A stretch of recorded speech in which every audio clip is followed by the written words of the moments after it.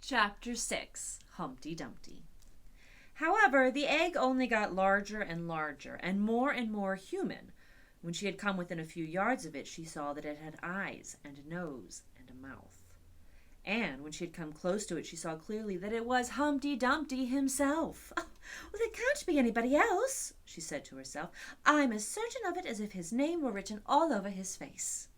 Well, it might have been written 100 times easily on that enormous face. Humpty Dumpty was sitting with his legs crossed, like a Turk, on the top of a high wall, such a narrow one that Alice quite wondered how he could keep his balance. And as his eyes were steadily fixed in the opposite direction, and he didn't take the least notice of her, she thought he must be a stuffed figure after all. "And how exactly like an egg he is," she said aloud, standing with her hands ready to catch him, for she was every moment expecting him to fall. "It's very provoking," Humpty Dumpty said after a long silence, looking away from Alice as he spoke, "to be called an egg. Very." "Well, I said you looked like an egg, sir," Alice gently explained, "and some eggs are very pretty, you know," she added, hoping to turn her remark into a sort of compliment. "Some people," said Humpty Dumpty, looking away from her as usual, "have no more sense than a baby." Alice didn't know what to say to this. It wasn't at all like conversation, she thought, as he never said anything to her. In fact, his last remark was evidently addressed to a tree. So she stood and softly repeated to herself, "Humpty Dumpty sat on a wall. Humpty Dumpty had a great fall. All the king's horses and all the king's men couldn't put Humpty Dumpty in his place again." "That last line is much too long for the poetry," she added, almost out loud, forgetting that Humpty Dumpty would hear her. "Don't stand chattering to yourself like that," Humpty Dumpty said, looking at her for the first time, "but tell me your name and your business." "Well, my name is Alice, but—" "Oh, it's a stupid name enough," Humpty Dumpty interrupted impatiently. "What does it mean?" "Must a name mean something?" Alice asked doubtfully. "Well, of course it must," Humpty Dumpty said with a short laugh. "Oh, my name means the shape I am, and a good, handsome shape it is, too. With a name like yours, you might be any shape almost." "Why do you sit out here all alone?" said Alice, not wishing to begin an argument. "Why, because there's nobody with me," cried Humpty Dumpty. "Did you think I didn't know the answer to that? Ask another." "Don't you think you'd be safer down on the ground?" Alice went on, not with any idea of making another riddle, but simply in her good-natured anxiety for the queer creature. "That wall is so very narrow." "What tremendously easy riddles you ask," Humpty Dumpty growled out. "Of course I don't think so. Why, if ever I did fall off, which there's no chance of, but if I did—" Here he pursed up his lips and looked so solemn and grand that Alice could hardly help laughing. "If I did fall," he went on, "the king has promised me— oh, you may turn pale if you like. You didn't think I was going to say that, did you? The king has promised me, with his very own mouth, to send all his horses and all his men," Alice interrupted rather unwisely. "Now I declare that's too bad!" Humpty Dumpty cried, breaking into a sudden passion. "You've been listening at doors and behind trees and down chimneys, or you couldn't have known it." "Well, I haven't, indeed," Alice said very gently. "It's in a book." "Ah, well, they may write such things in a book," Humpty Dumpty said in a calmer tone. "That's what you call a history of England, that is. Now, take a good look at me. I'm one that has spoken to a king. I am. Mayhap you've never seen such another, and to show you I'm not proud, you may shake hands with me." And he grinned almost from ear to ear as he leaned forward, and as nearly as possible fell off the wall in doing so, and offered Alice his hand. She watched him a little anxiously as she took it. "If he smiled much more, the ends of his mouth might meet behind," she thought, "and then I don't know what would happen to his head. I'm afraid it would come off." "Yes, all his horses and all his men," Humpty Dumpty went on. "They'd pick me up again in a minute, they would. However, this conversation is going on a little too fast. Let's go back to the last remark but one." "I'm afraid I can't quite remember it," Alice said very politely. "In that case, we start fresh," said Humpty Dumpty, "and it's my turn to choose a subject." "He talks about it as if it were a game," thought Alice. So, here's a question for you. How old did you say you were? Alice made a short calculation and said, 7 years and 6 months. Wrong, Humpty Dumpty exclaimed triumphantly. You never said a word like it. Well, I thought you meant, how old are you? Alice explained. If I'd meant that, I'd have said it, said Humpty Dumpty. Alice didn't want to begin another argument, so she said nothing. 7 years and 6 months, Humpty Dumpty repeated thoughtfully. An uncomfortable sort of age. Now, if you'd asked my advice, I'd have said, leave off at 7, but it's too late now. I'd never ask advice about growing, Alice said indignantly. Too proud? The other inquired. Alice felt even more indignant at that suggestion. I mean, she said, that one can't help growing older. One can't, perhaps, said Humpty Dumpty, but 2 can. With proper assistance, you might have left off at 7. Well, what a beautiful belt you've got on, Alice suddenly remarked. They had had quite enough of the subject of age, she thought, and if they really were to take turns in choosing subjects, it was her turn now. At least, she corrected herself on second thoughts, a beautiful cravat, I should have said. No, a belt. I beg your pardon. She added in dismay, for Humpty Dumpty looked thoroughly offended, and she began to wish she hadn't chosen that subject. If only I knew, she thought to herself, which was neck and which was waist. Evidently, Humpty Dumpty was very angry, though he said nothing for a minute or two, and when he did speak again, it was in a deep growl. It is a most provoking thing, he said at last, when a person doesn't know a cravat from a belt. Well, I know it's very ignorant of me, Alice said, in so humble a tone that Humpty Dumpty relented.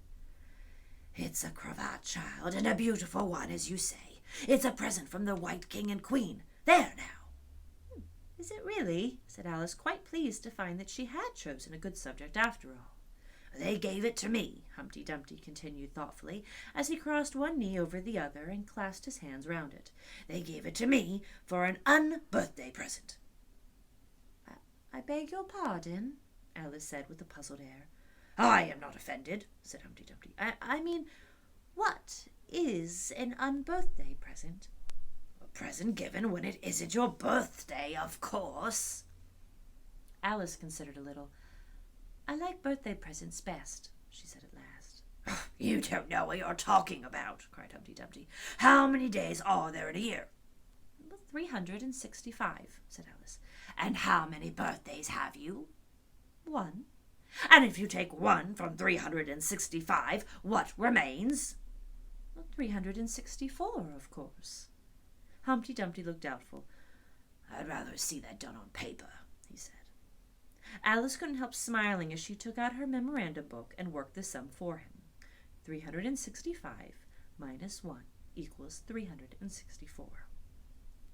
Humpty Dumpty took the book and looked at it carefully. That seems to be done right, he began. Well, you're holding it upside down, Alice interrupted.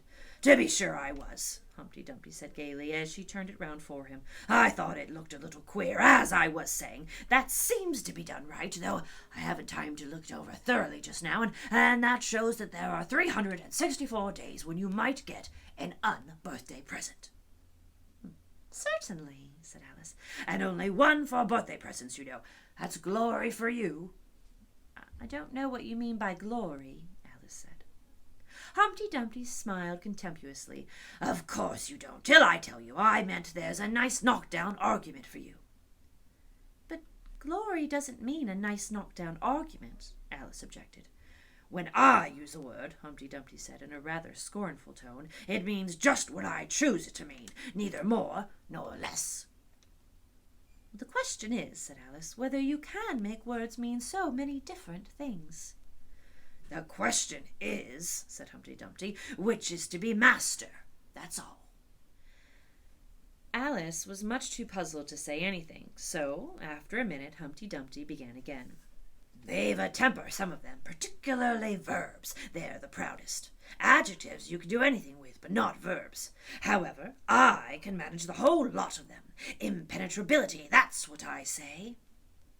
Would you tell me, please, said Alice, what that means? Now you talk like a reasonable child, said Humpty Dumpty, looking very much pleased. I meant by impenetrability that we have had enough of the subject, and it would be just as well if you'd mention what you mean to do next, as I suppose you don't mean to stop here all the rest of your life. Well, that's a great deal to make one word mean, Alice said in a thoughtful tone. When I make a word do a lot of work like that, said Humpty Dumpty, I always pay it extra. Oh, said Alice. She was too puzzled to make any other remark. Ah, you should see him come round me of a Saturday night, Humpty Dumpty went on, wagging his head gravely from side to side, for to get their wages, you know. Alice did not venture to ask what he paid them with, and so, you see, I can't tell you. Well, you seem very clever at explaining words, sir, said Alice. Would you kindly tell me the meaning of the poem called Jabberwocky? Let's hear it, said Humpty Dumpty. I can explain all the poems that ever were invented, and a good many that haven't been invented just yet. Well, this sounded very hopeful, so Alice repeated the first verse. "'Twas brillig and the slithy troves did guile and gimble in the wabe. All mimsy were the borough groves, and the mom wrath outgrabe." That's enough to begin with, Humpty Dumpty interrupted. There are plenty of hard words there. Brillig means 4 o'clock in the afternoon, the time when you begin broiling things for dinner. Well, that will do very well, said Alice. And slithy? Well, slithy means lithe and slimy. Lithe is the same as active, you see. It's like a portmanteau. There are 2 meanings packed up in one word. I see it now, Alice remarked thoughtfully. And what are toves? Well, toves are something like badgers. They're something like lizards, and they're something like corkscrews. They must be very curious-looking creatures. There they are, that, said Humpty Dumpty. Also, they make their nests under sundials. Also, they live on cheese. And what's to gyre and to gimble? To gyre is to go round and round like a gyroscope. To gimble is to make holes like a gimlet. And the wabe is the grass plot round a sundial, I suppose, said Alice, surprised at her own ingenuity. Of course it is. It's called wabe, you know, because it goes a long way before it and a long way behind it. And a long way beyond it on each side, Alice added. Exactly so. Well, then, mimsy is flimsy and miserable. There's another portmanteau for you. And a borough is a thin, shabby-looking bird with its feathers sticking out all around, something like a live mop. And then mome wraths, said Alice. I'm afraid I'm giving you a great deal of trouble. Well, a wrath is a sort of green pig, but mome I'm not certain about. I think it's short for from home, meaning that they'd lost their way, you know. And what does outgrabe mean?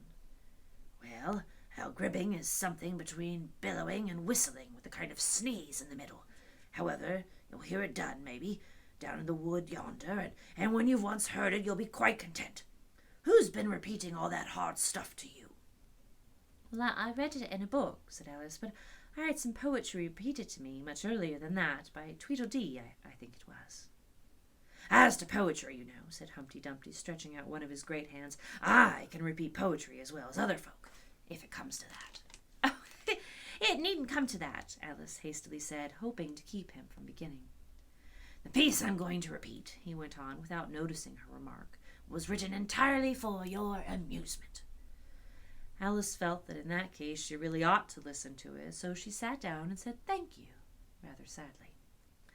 In winter, when the fields are white, I sing this song for your delight. Only, I don't sing it, he added as an explanation. I see you don't, said Alice. If you can see whether I'm singing or not, you have sharper eyes than most, Humpty Dumpty remarked severely. Alice was silent. In spring, when woods are getting green, I'll try and tell you what I mean. Thank you very much, said Alice. In summer, when the days are long, perhaps you'll understand the song. In autumn, when the leaves are brown, take pen and ink and write it down. Well, I will if I can remember it so long, said Alice. You needn't go on making remarks like that, Humpty Dumpty said. They're not sensible, and they put me out. I sent a message to the fish. I told them this is what I wish. The little fishes of the sea, they sent an answer back to me. The little fish's answers was, we cannot do it, sir, because... I'm afraid I don't quite understand, said Alice. It gets easier further on, Humpty Dumpty replied. I sent to them again to say, it will be better to obey. The fishes answered with a grin, Why, what a temper you are in! I told them once, I told them twice, they would not listen to advice. I took a kettle large and new, fit for the deed I had to do. My heart went hop, my heart went thump, I filled the kettle at the pump. Then someone came to me and said, The little fishes are in bed. I said to him, I said it plain, Then you must wake them up again. I said it very loud and clear, I went and shouted in his ear. Humpty Dumpty raised his voice almost to a scream as he repeated this verse, and Alice thought with a shudder, I wouldn't have been the messenger for anything. But he was very stiff and proud, he said, You needn't shout so loud. And he was very proud and stiff, he said, I'd go and wake them if I took a corkscrew from the shelf, I went to wake them up myself. And when I found the door was locked, I pulled and pushed and kicked and knocked. And when I found the door was shut, I tried to turn the handle, but... There was a long pause. Is that all? Alice timidly asked. That's all, said Humpty Dumpty. Goodbye. Well, this was rather sudden, Alice thought, but after such a very strong hint that she ought to be going, she felt that it would hardly be civil to stay. So she got up and held out her hand. Goodbye, till we meet again, she said as cheerfully as she could. I shouldn't know you again if we did meet, Humpty Dumpty replied in a discontented tone, giving her one of his fingers to shake. You're so exactly like other people. Well, the face is what one goes by generally, Alice remarked in a thoughtful tone. That's just what I complain of, said Humpty Dumpty. Your face is the same as everybody has. The two eyes so, marking their places in the air with his thumb. Nose in the middle, mouth under. It's always the same. Now, if you had the two eyes on the same side of the nose, for instance, or the mouth at the top, that would be some help. It wouldn't look nice, Alice objected. But Humpty Dumpty only shut his eyes and said, Wait till you've tried. Alice waited a minute to see if he would speak again, but as he never opened his eyes or took any further notice of her, she said, Goodbye, once more, and getting no answer to this, she quietly walked away. But she couldn't help saying to herself as she went, Of all the unsatisfactory, she repeated this aloud as it was a great comfort to have such a long word to say, of all the unsatisfactory people I ever met. She never finished the sentence, for at this moment a heavy crash shook the forest from end to end.